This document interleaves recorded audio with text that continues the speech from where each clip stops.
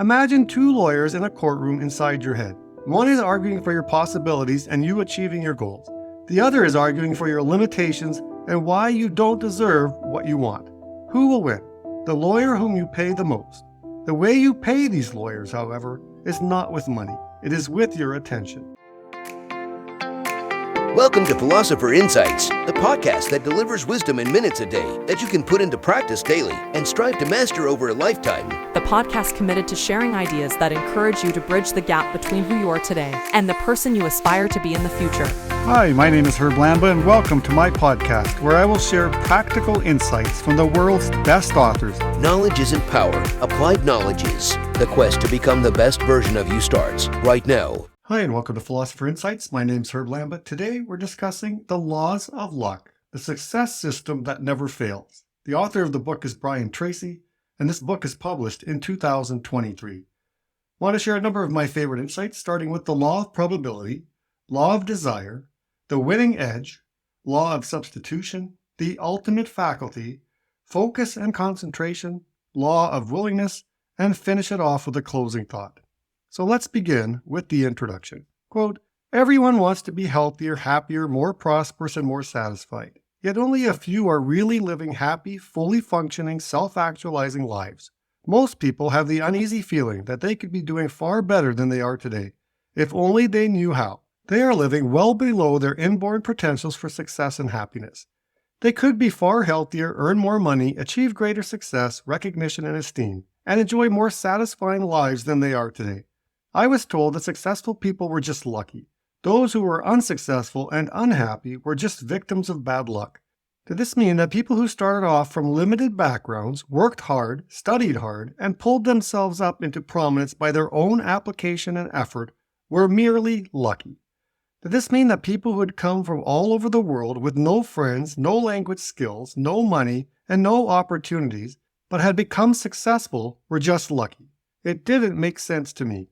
What I learned, and what I'm about to share with you, is the result of more than 25 years of study in the thoughts, feelings, actions, behaviors, and decisions of successful people. The bottom line is luck is predictable.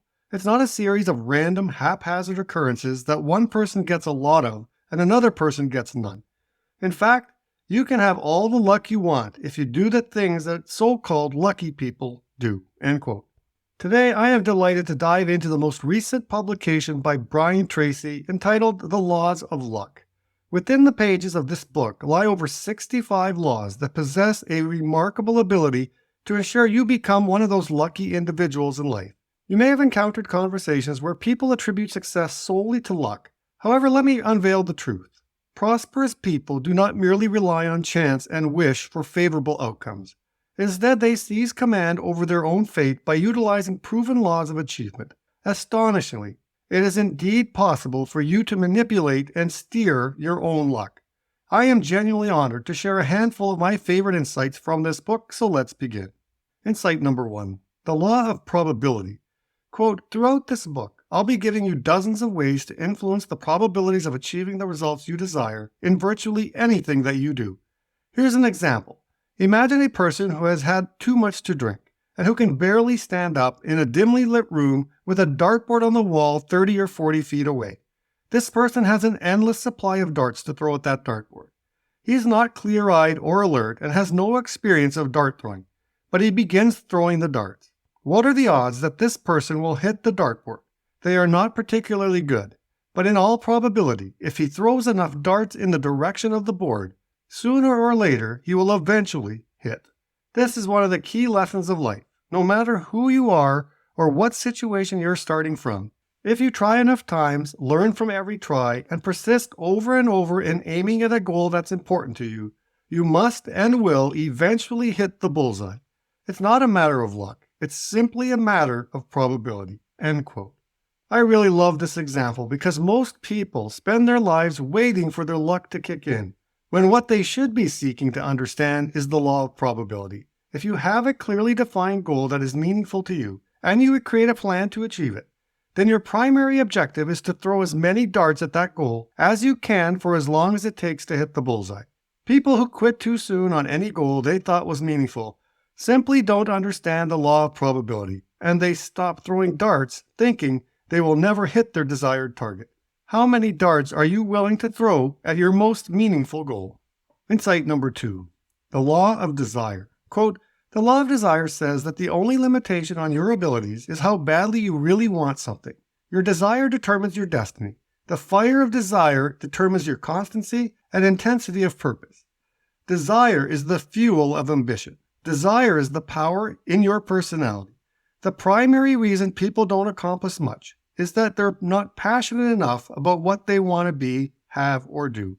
They don't desire it enough. The only way you can have an intense, burning desire for a specific goal, personal or otherwise, is for that goal to be an expression of your true values. It must be consistent with your vision of the person you really want to become in your life. The only way to make a difference with your life is by figuring out how you're going to make a difference in the lives of other people. End quote. If desire is so important to success, why do so many people lack it? According to Brian Tracy, it comes down to goals and clarity of purpose. He shares a couple powerful exercises we can do to move towards building your desire. The first exercise he suggests is create a dream list. He says, quote, take a piece of paper and write out your dream list. Let your mind float freely. Imagine that you have no limitations. Now write down everything you would want in your life if you had no limitations whatsoever. Be sure to decide what is right for you before you decide what is possible. End quote. Now that is so good. Rather than embracing their aspirations and nurturing them, most people embark on an entirely different path of skepticism. They begin by envisioning their desires, followed quickly by a list of reasons as to why these dreams are unattainable, even before taking any positive steps toward realizing them. And the second suggestion is write 10 goals to achieve in the next 12 months. Quote, once you have finished your dream list, take another sheet of paper and write today's date at the top. Then write down at least 10 goals that you want to accomplish in the next 12 months. This is one of the most powerful exercises I've ever learned. When you make out a list of 10 goals that you want to accomplish in the next 12 months, you automatically move yourself into the top 3% of Americans. End quote. I highly recommend reading this book to truly grasp the significance of this exercise. But now, let me share one of my favorite paragraphs in the entire book. Quote, there are many differences between winners and losers. The loser always hears a piece of advice and asks, what if it doesn't work? But that's the wrong question. The right question for you to ask is, what if it does? End quote. Throughout my life, I have found myself in a familiar scenario time and time again. On numerous occasions, people have approached me with inquiries regarding the rationale behind my desire to put in all this extra effort. Simultaneously, they often take this opportunity to express their reservations about pursuing their own dream. Curiously enough, these conversations tend to start with a recurring phrase, yep, you nailed it. What if it doesn't work? Insight number 3, the winning edge. Quote, the future belongs to the competent. It does not belong to the well-meaning, the sincere, or the merely ambitious. It belongs to those who are very good at what they do. The most significant differences in income in America are between those who have continually increased their levels of knowledge and skill and those who have not. To earn more, you must learn more. It has often been said that knowledge is power. The fact is that only applied knowledge is power. End quote. I just love that because to go to the next level, you cannot lose your passion for learning. This reminds me of another great book, So Good They Can't Ignore You by Cal Newport, where he says, quote, to summarize, I've presented 2 different ways people think about their working life. The first is the craftsman mindset, which focuses on what you can offer the world. The second is the passion mindset, which instead focuses on what the world can offer you. The craftsman mindset offers clarity, while the passion mindset offers a swamp of ambiguous and unanswerable questions. There's something liberating about the craftsman mindset. It asks you to leave behind self-centered concerns about whether your job is just right, and instead, put your head down and plug away at getting really damn good. No one owes you a great career, it argues. You need to earn it, and the process won't be easy. End quote. If you want the winning edge, simply pause and calculate how much time you invest in learning and growing. If you're not happy with your current investment, invest time in figuring out how you can spend more time in personal growth and development. Insight number 4, law of substitution. Quote, one of the most powerful of all luck factors is the law of substitution. Many people have told me that understanding this simple principle has changed their lives. The law of substitution says that your conscious mind can only hold one thought at a time, and you can choose that thought. You can substitute a positive thought for a negative thought any time you choose, and you are always free to choose the way you think and feel at any time. The way you act or react is a result of a choice that you have decided to make, either consciously or unconsciously. It's always a matter of choice, and the choice is always up to you." End quote. Here is parallel wisdom from Alan Cohen from his great book, Why Your Life Sucks, where he shares the idea of lawyers and bouncers in your head. He says, quote, "Imagine two lawyers in a courtroom inside your head. One is arguing for your possibilities and you achieving your goals. The other is arguing for your limitations and why you don't deserve what you want. Who will win? The lawyer whom you pay the most. The way you pay these lawyers, however, is not with money. It is with your attention." End quote. Next, let's examine the bouncers and how they can help you manage your thoughts. Quote, "Your real enemies are the self-defeating thoughts, paltry expectations, and beliefs that you must live at less than full throttle. You can choose thoughts that bring you relief rather than imprisonment. To find your freedom, stand at the doorway of your mind and monitor your thoughts. Notice which ones lift you up and which ones drag you down. Then, like a bouncer at an exclusive party, admit only those on the invitation list and send the others back where they came from. Fate is not a net cast over you by capricious fortune. It is a garden you cultivate by the thoughts you attend to. Shift your attention and you will shift your life." End quote.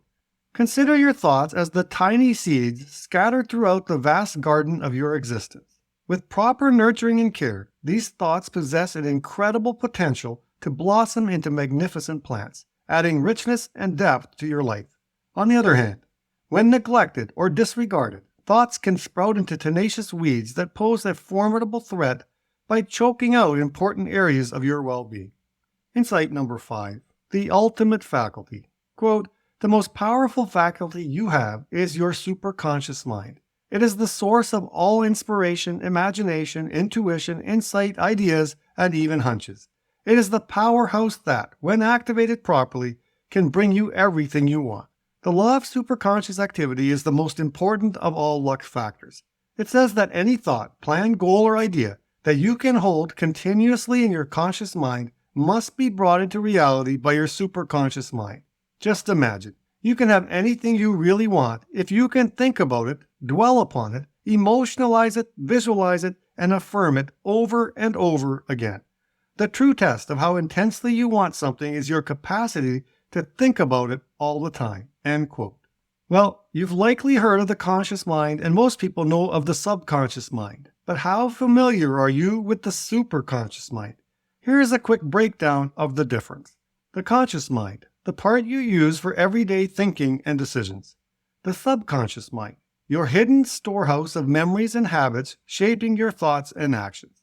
And then your superconscious mind, your spiritual side, accessed through practices like meditation, where you may find insights and a sense of connection to the universe. Quote, "The most important function of your superconscious mind is that it makes all your words and actions and their effects fit a pattern consistent with your self-concept and your dominant goals. Your superconscious mind functions best in a mental state of calm, confident, positive expectation." End quote. Insight number 6, focus and concentration.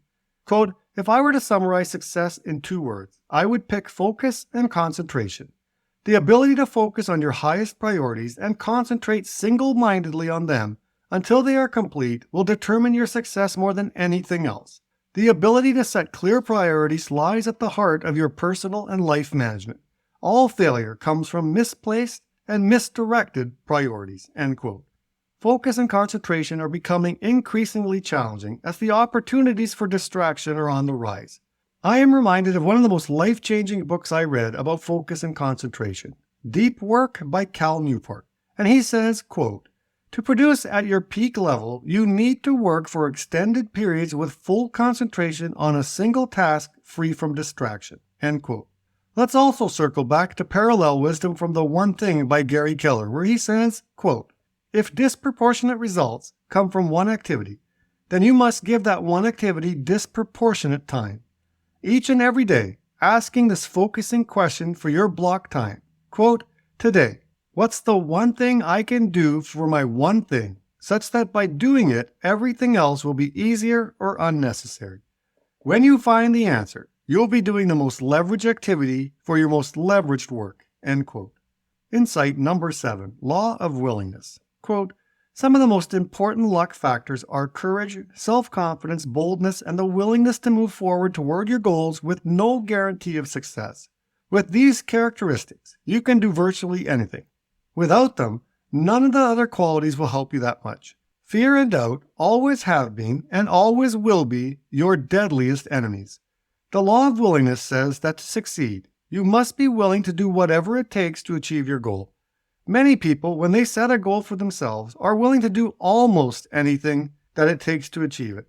But this is not enough. You must be so committed to your goal that you are willing to pay any price, go any distance, and make any sacrifice. End quote. This mindset of unyielding dedication is what sets apart those who achieve their goals from those who merely wish for them. It's a call to invest in your aspirations, recognizing that the path to success often requires extraordinary effort. This really hammers home the idea of taking a hard look at what it's going to cost you to make your dream a reality. Ask yourself if you're truly ready to pay that price, both in terms of effort and sacrifices. It's all about being honest with yourself and what you're willing to give up and how far you're willing to go to chase that dream. Insight number 8, closing thought. Quote, throughout this book, I've explained that luck is predictable. Success and happiness are not accidents. Everything that happens to you for good reason. People are where and what they are because of themselves, and especially because the things they think about most of the time. The great secret of success is that there are no secrets of success. Later on, when people say you are lucky, you can smile humbly and talk about how fortunate you've been and how grateful you feel for it. But in your heart, you will know it wasn't luck at all. You did it all by yourself. End quote. And with those parting words, we come to the end of this book. I genuinely hope that the insights I've shared today have been valuable to you. My wish is that you'll be able to put these laws into action and pave your path to success. And who knows, with your newfound knowledge, others might just start calling you lucky. Until next time, stay curious and keep embracing the wonders of knowledge. Talk to you soon. You've been listening to Philosopher Insights with your host, Herb Lambert. If you enjoyed this episode and you'd like to support the podcast, please share it with others, post about it on social media, or leave a rating and review. Thanks again, and I'll see you next time.